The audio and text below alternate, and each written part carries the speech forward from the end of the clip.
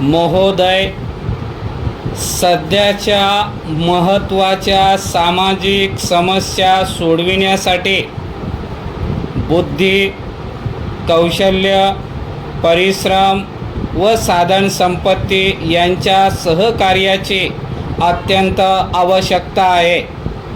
असे सहकार्य निर्माण झाल्यासच सार्वजनिक समता निर्माण होण्याची शक्यता आहे. सहकारी चळवळीचा हा मूळ उद्देश ध्यानी घेऊन आम्ही आमची गृहनिर्माण सहकारी संस्था स्थापन केली आहे. जास्तीत जास्त लोकांना स्वतःचा असा आसरा, निवारा स्वस्त किमतीत सहजासहजी मिळवून देणे हे आमच्या संस्थेचे सध्याचे प्रमुख ध्येय आहे. प्रारंभीच्या काळात आम्ही किमान किमतीत मिळू शकतील अशी स्वतंत्र व टुमदार घरे बांधण्यास सुरुवात केली. कमी किमतीबरोबरच मजबूती, सुरक्षितपणा आणि जलद बांधकाम या गोष्टीकडेही आम्ही सुरुवातीपासूनच विशेष लक्ष पुरवले. त्यामुळे सामान्यतः मध्यमवर्गीय लोकांकडून या घरांना फार मोठ्या प्रमाणात मागणी आली. त्यानंतर समाजातील खालच्या थरातील लोकांना उपयोगी ठरू शकतील व त्यांना झेपण्यासारख्या कमी किमतीत बसू शकतील अशी जोड घरे बांधण्यास आम्ही सुरुवात केली. अनेक ठिकाणी आमच्या या उपक्रमाला चांगलाच प्रतिसाद मिळाला आहे. भारत सरकारने फार मोठ्या उत्साहाने आर्थिक कार्यक्रम अंमलात आणण्याचे ठरवले आहे.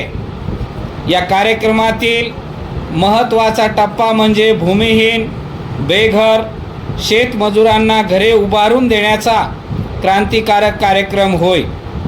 या कार्यक्रमाचे आव्हान स्वीकारून येथील शेतकरी सहकारी साखर कारखान्यातर्फे देण्यात यावयाची घरे मजबूत व टिकाऊ राहावीत या अपेक्षेने या घरांच्या बांधणीचे काम आमच्या संस्थेकडे मोठ्या विश्वासाने सोपविण्यात आले.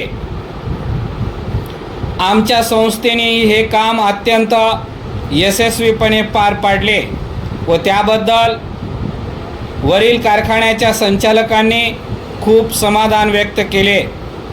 वारा, ऊन, पाऊस, आग आणि भूकंप यापासून सुरक्षित, मजबूत व टिकाऊ अशी ही घरे ज्या भूमिहीन शेतमजुरांना मिळतील त्यांना घरे मिळाल्याचे खरेखुरे समाधान या घरांमुळे निश्चितपणे मिळणार आहे.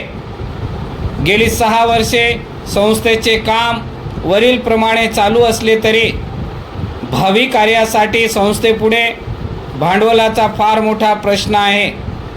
आता पावे तो हे भांडवल बँकेकडून घेतलेल्या कर्जाद्वारे उभारण्यात आले.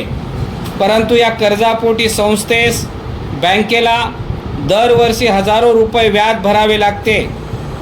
हे व्याज वाचले तर संस्थेला आणखीन भरीव कामगिरी करून दाखवता येईल.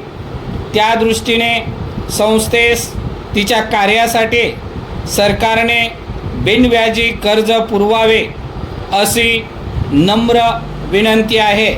आपला